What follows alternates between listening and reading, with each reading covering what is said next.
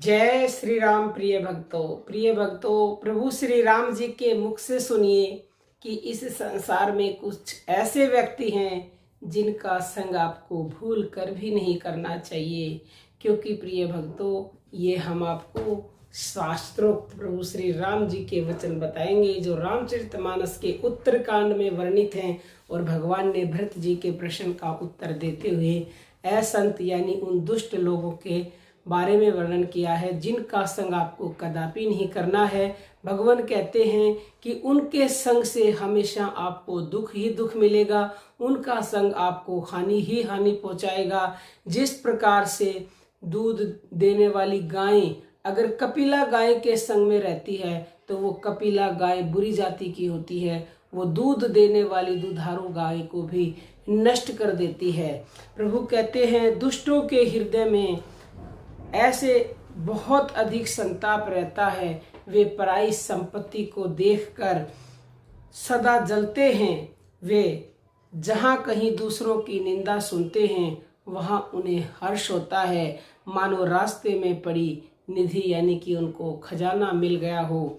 वे काम, क्रोध, मद और लोभ के प्रायण होते हैं तथा निर्दयी, कपटी, कुटिल और पापों के घर होते हैं। वे बिना ही कारण सब किसी से वैर रखते हैं। जो भलाई करता है उसके साथ भी वो बुराई ही करते हैं। उनका झूठा ही लेना और झूठा ही देना होता है, अर्थात सब कुछ दिखावा होता है। झूठा ही भोजन होता है और झूठा ही चबेना होता है, अर्थात वे लेन देन के व्यवहार में झूठ का आश्रय लेकर दूसरों का हक मार लेते हैं अथवा झूठी डिंग हाका करते हैं कि हमने लाखों रुपए ले लिए, करोड़ों का दान कर दिया। इसी प्रकार खाते हैं चने की रोटी और कहते हैं आज खूब माल खाकर आए हैं, अथवा चबेना चबा कर रह जाते हैं और कहते हैं हमें बढ़िया भोजन से वैराग्य है इत्यादि। मतलब यह है कि वे सभी बातों में झूठ ही बोला करते हैं। जैसे मोर बहुत मीठा बोलता है परंतु उसका हृदय ऐसा कठोर होता है कि वह महान विषैले सांपों को भी खा जाता है, वैसे ही वे भी ऊपर से मीठे वचन बोलते हैं परंतु हृदय के बड़े ही निर्दयी होते हैं। वे दूसरों से द्रोह करते हैं और प्रायी स्त्री, प्रायी धन तथा प्रायी निंदा में आसक्त रहते हैं।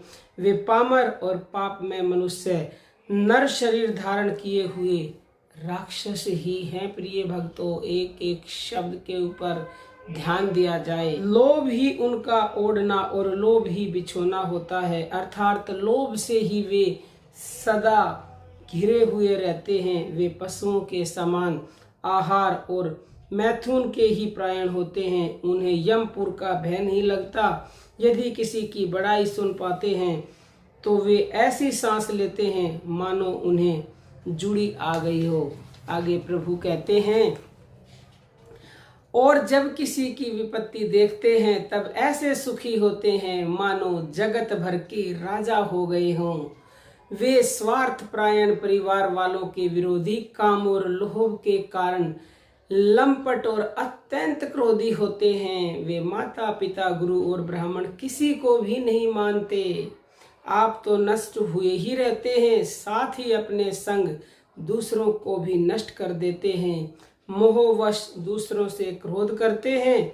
उन्हें न संतों का संग अच्छा लगता है और न ही भगवान की कथा ही सुहाती है। वे अवगुणों के समुद्र, मंद बुद्धि, कामी, वेदों के निंदक और जबरदस्ती प्राय धन के लूटने वाले होते हैं। वे दूसरों से द्रोह तो करते ही हैं परंतु ब्राह्मण द्रोह विशेषता से करते हैं। उनके हृदय में दंभ और कपट भरा रहता है परंतु वे ऊपर से सुंदर वेश धारण किए रहते हैं। ऐसे नीच और दुष्ट मनुष्य सतयुग और त्रेता में नहीं होते, द्वापर में थोड़े से होंगे और कलयुग में तो इनके झुंड के झुंड होंगे। प्रिय भक्तों, और ये घोर कलयुग है। आगे कहते हैं हे भाई, दूसरों की भलाई के समान कोई धर्म नहीं है, जो दूसरों को सुख पहुंचाने के समान कोई नीचता पाप नहीं है। हे तात, समस्त पुराणों और वेदों का निर्णय, यह निश्चित सिद्धांत मैंने तुमसे कहा है। इस बात को पंडित लोग जानते हैं। तो प्रिय भक्तों, मनुष्य का शरीर धारण करके जो लोग दूसरों को दुख पहुंचाते हैं, उनको जन्म मृत्यु के महान संकट सहने पड़ते हैं। मनुष्य मोहवश स्वार्थपरायण होकर अनेकों पाप करते हैं, इसी से उनका प्रलोक नष्ट हुआ करता है। हे भाई, मैं उनके लिए काल रूप भयंकर हूँ और उनके अच्छे और बुरे कर्मों का यथा योग्य फल देने वाला हूँ। ऐसा विचार कर जो लोग परम चतुर हैं, वे संसार को दुख रूप जानकर मुझे ही भजते हैं। तो प्रिय भक्तों, इसी से वे शुभ और अशुभ फल देने वाले कर्मों को त्याग कर देवता, मनुष्य और मुनियों के नायक मुझको भजते हैं।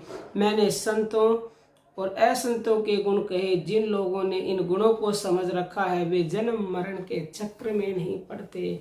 तो आप सबसे हमारी विनम्र प्रार्थना है कि अगर किसी व्यक्ति में ये गुण हैं तो वो छोड़ने का प्रयास करें और ऐसे लोगों के संग से बचें और उन्हें जितना भी हो सके समझाने का प्रयास करें, क्योंकि प्रभु ने स्वयं कहा है कि वो अपने कर्मों के स्वयं जिम्मेवार होंगे, उनको उसी के अनुसार मैं फल देता हूँ।